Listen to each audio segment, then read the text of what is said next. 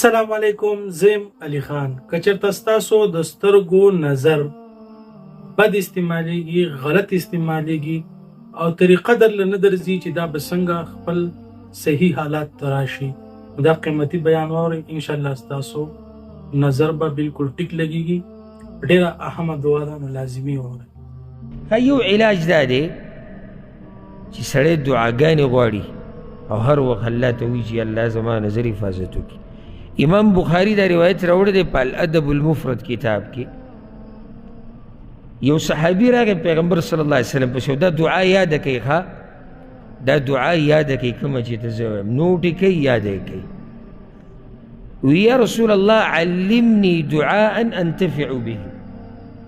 ای د الله پیغمبر داسې دعا راته وښایه چې فایده ترې والم، فایدهمنه دعا راته وښایه. هغه ورته دعا ده وښوه، ګوره: اللهم عافني من شر سمعي. فایدهمنه د نوټې کې، او که څوک ډېر تیز ذهن والی جدا مسله ده. اللهم عافني من شر سمعي وبصري ولساني وقلبي وشر مني. یا الله ما وساته زما د غوږونو د شر نه، زما د سترګو د شر نه، زما د ژبې د شر نه، زما د زړه د شر نه، زما د عورت د شر نه. د عورت شر څه دی؟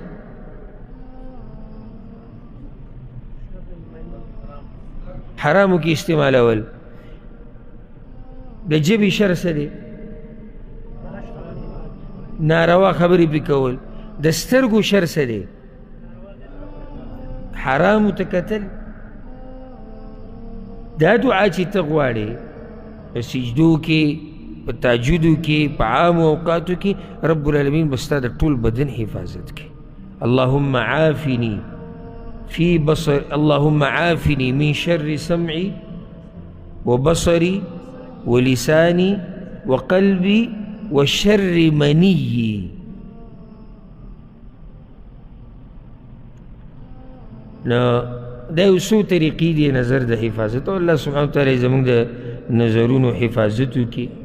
او دا د مؤمن داسې خوی دی چې د دې په باره کې ډېر تاکید راغلی دی. تقریبا ما یو وخت کې هسې ځان له د فایدې را جمع کولې چې یو سړی د نظر حفاظت کوي نو د دې به څومره فایدې. اوس موږ سره هغه وخت نشتی، حالانکه ما هغه ځان سره هغه لیکل چې دی هغه مې سکین کړو، ځان سره مې راوړي هم دي کوم چې ما لیکلي. نو د الله په توفیق سره ما 4 فایدې لیکلي دي د نظر د حفاظت، 4 فایدې.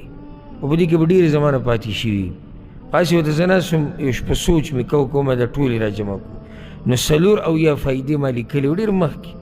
نن ما هغه ځان سره راوړي، ما یې که موقع و 4 چې بیانې هغه چې یو فایده 1 منټ هم بیانې نو پابند یې ګنټه شو. نو هغه به انشاءالله بیا چې ته بله موقع باندې بیان کړو. الله سبحانه وتعالی زموږ د نظرونو حفاظت وکړي.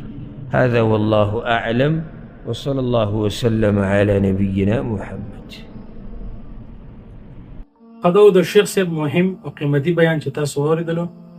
دغه شان اهم او مهم بیانونو لپاره تاسو زموږ سره اوسئ. السلام علیکم ورحمة الله.